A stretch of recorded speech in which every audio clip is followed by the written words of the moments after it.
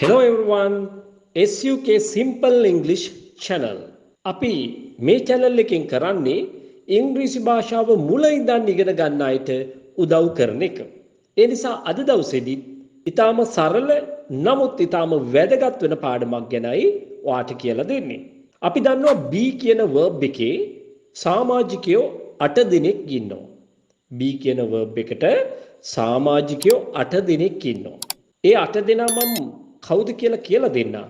ඒත් එක්කම මතක තියාගන්න මේ be verb එකට තමයි ඉංග්‍රීසි භාෂාවේ වැඩිම සමාජික සංඛ්‍යාවක් ඉන්නේ.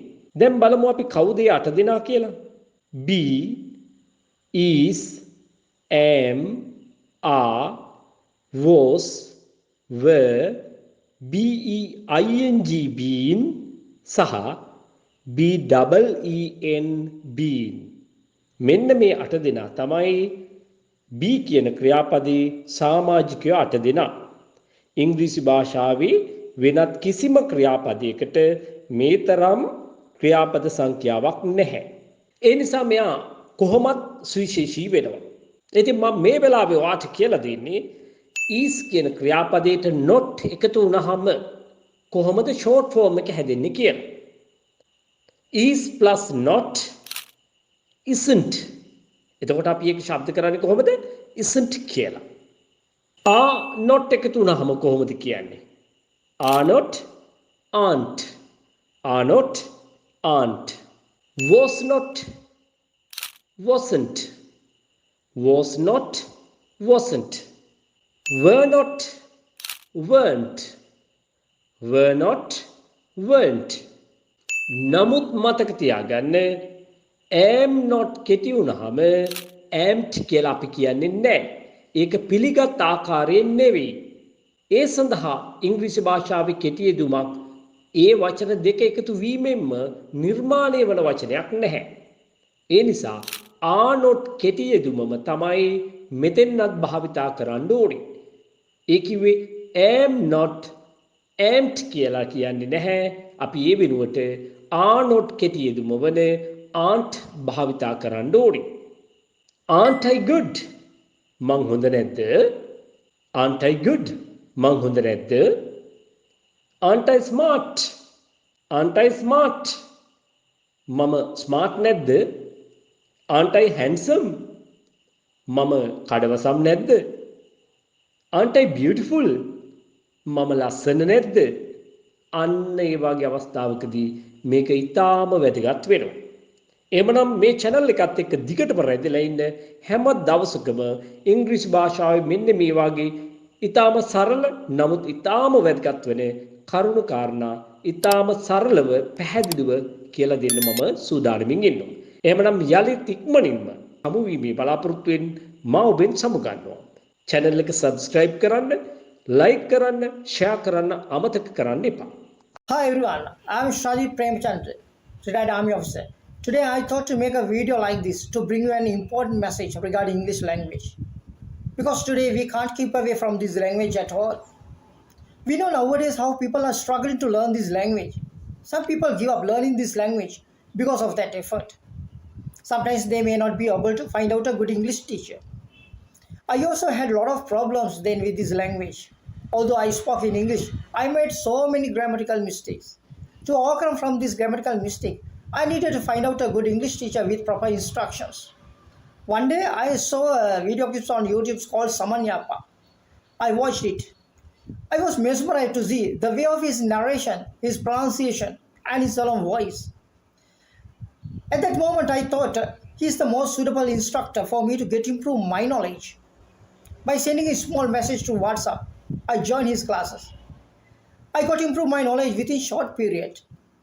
The specialty I see in these classes, the opportunity we have to speak in English. No matter how much knowledge we have, if you don't have opportunity to speak in English or practice it, we can't handle this language as we wish. If you join Saman Yapa classes, you can find all these opportunity. So, if you really want to get improve your knowledge within short period like me, the Saman Yapa is there to help you. By taking part in his classes, you can get more beneficials. Why I say so? Because I know how I got to improve my knowledge by participating in his classes. That's why I mentioned you to participate these classes and to get the beneficial of it. You have the opportunity. Try once and feel the difference. I wish you all the best and good luck. Thank you. මාගාව බොහෝ අය ඉගෙන ගන්නවා. විවිධ වෘත්තිකයෝ. අපේ රටේ ඉඳන් විතරක් නෙමෙයි විදේශගත වෙලා ඉඳන් ඉගෙන ගන්නවා.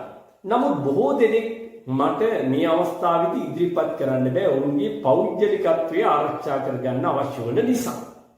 මම කිසි කෙනෙකුට බලපෑමක් කරන්නෙත් නෑ. මගේ වීඩියෝ එකට පෙනී සිටින්න එහෙම නැත්නම් මම වෙනුවෙන් වා කතා කරන්න කියලා. ඔයා මෙන්න මේ වගේ ඉංග්‍රීසි කතා කරන්න අතිදක්ෂයෙක් වෙන්න කැමති නම් ඔයා දැන්ම තිරේ දිස්වන අංකයට WhatsApp පණිවිඩයක් යොමු කරන්න. So bye for now.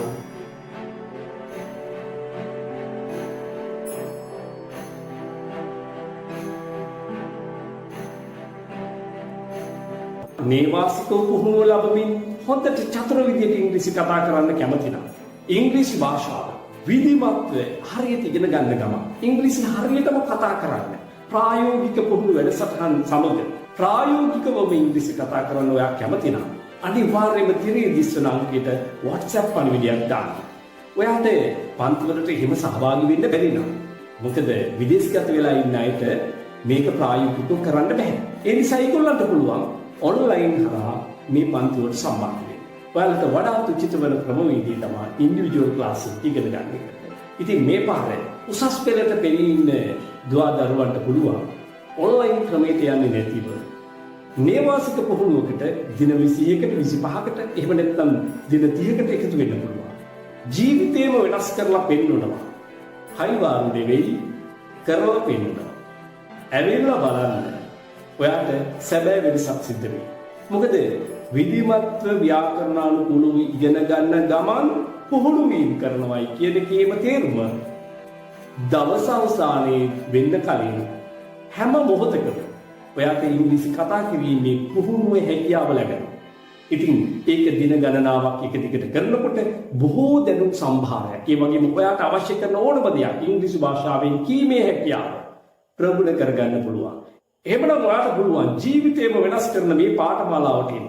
වයස් ભેදයක් නැහැ. ඔයාගේ පෙර දැනුම මොකක්ද කියන එක මට අදාළ වෙන්නේ නැහැ.